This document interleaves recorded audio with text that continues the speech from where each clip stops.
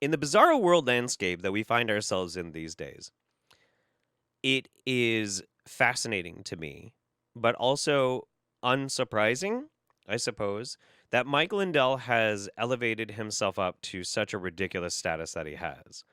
It's bizarre. So on one part, like, I want to be happy for Mike Lindell because the dude, he's a self-made man after he went through like some pretty hard times. Dude overcame addiction and poverty. He made his own company and he's managed to really climb the ladder. And I think that's great. That's cool. I think that we should be supportive when people do that. But it's even more impressive because he is completely insane. Completely insane. And I like the only reason why I'm even recording a video about Mike Lindell is just because I am so fascinated by it and I want to like experience it because everybody knows. Everybody knows. This dude is batshit insane. He's crazy. He's crazy pants. Wackadoo crazy pants. Even if you're like, wait, let's not be ableist or talk about sort of things like that, but like, come on.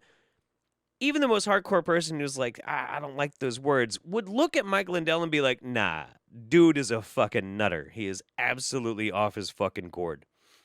And it's just, it's interesting to me because he's a self-made celebrity propped up by so many people and was effectively like besties with the former previous guy president of the United States. Like, I just, it's bananas. So anyway, addiction to crack. Yeah, he was addicted to crack. Yeah, and look at him now. Now he like hangs out with presidents and celebrities and shit. It's absolutely wild.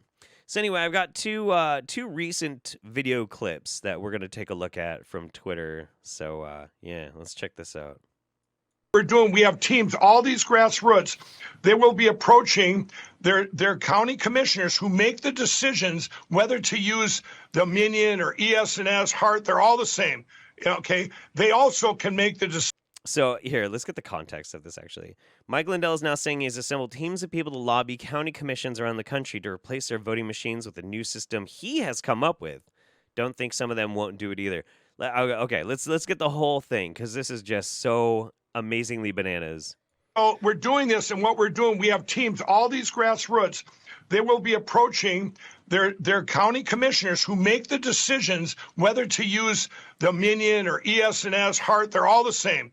Okay, they also can make the decision to not use the machines. Remember, all the machines are defective, everybody. It's like it's like bad brakes on your car. Now, it's really fascinating. We got to point this out, too. He's saying this while he's being sued by Dominion. And Dominion is legit asking for $1.3 billion in damages from Mike Lindell. And he's just out here like straight up like, none of them fucking work. It's all bullshit. Hey, we got a new system and they're gonna do my system. Oh boy. They don't work for what they were intended to. If you're a county commissioner out there right now, you know what? You can say bye-bye machines. Remember, we, the public, paid for those machines. The American people paid for those machines. And you know what? We don't want them anymore. I don't care if you're a Democrat or Republican. You go to these counties, Eric, as we're doing it and saying, hey, we don't want these machines. We have a great replacement. It's 50 times cheaper or whatever it is. And here's the... Shouldn't you know? Is it going to be called My Voting Machine? I hope so. I hope so. The thing is, when you've got a really good grift going on, you should just lean into it. Like, super, super lean into it. I'm totally down, man. Technology, and you know what? It works, Eric. You know me. I've dug into all these different systems and all these. This is the one that's the best. We'll give you, kind of we're doing. Oh, maybe this is the great replacement all of those weirdos are talking about. They're going to replace the voting machines with Mike Lindell's 2 cans and a string. Fuck, dude, I don't know. I mean, does anybody have, like, real confidence that Mike Lindell has developed a legit good alternative to voting machines? I mean, the dude had like a 72-hour cyber symposium or some shit, and he had to quit after just a little while. He made like claims that he was going to get all these people together, and nothing happened. I don't know. This man hasn't dug in anything that wasn't in a plastic baggie. You know what? Pretty good. Pretty good. And yeah, the we thing that goes on a lot with Mike. The we the people. I just don't understand. There's always this constant cry of like the silent majority, and I don't like to lump people in that way. I think people are far more nuanced when given the opportunity to do so. Unfortunately, when people are playing team sports, they tend to shed their nuance, as it were. But whatever. So anyway, that was that first one. This is back on the 5th, so that was like 9 days ago. And then we got this one. This just happened like 2 days ago. This is bananas. I am so fascinated with this. This is great. Of course, it's on Real America's Voice. One of those channels like OAN and Newsmax and shit that are basically like fringe far right, bullshit propaganda mills. Those things are fucking mega cringe. I should find where a lot of those things stream and we could just like watch it and goof off and laugh about it, but whatever. Also, random, I was in a diner a couple of months ago in like rural northern California, and all of the TVs were on OAN. And I started looking around and everybody's staring at me, and I realized I was wearing an Antifa t-shirt. It's pretty great. Anyway, I survived. Everything you're going to see over these next 7 months to get rid of the machines. You're going to see the Supreme Court case coming out. All these great things, everybody. By the way, you can find more at frankspeech.com. I'll put that out there. There are so many. I'm more optimistic today than I have been yesterday, the day before that. That's good. I'm glad you're feeling good today, Mike Lindell. That's amazing. How do I publish stuff while streaming? I'll record like a ton of these videos in a day, and then I'll just set them to come out at the same time every day. If I make enough, there'll be like a new video on my second channel like every day. But that's if I get around to streaming enough. I'm on an incline like this. Why? Because it's so amazing. All the things that we have, we already have all the pieces of the puzzle. And you talk about evidence. We had enough evidence to put everybody in prison for life, 300 and some million people. 300 and some million people. Enough evidence to put 300 million people in prison for life.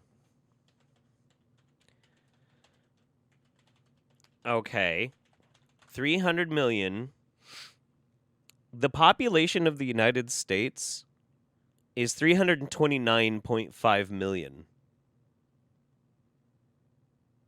So, like, okay.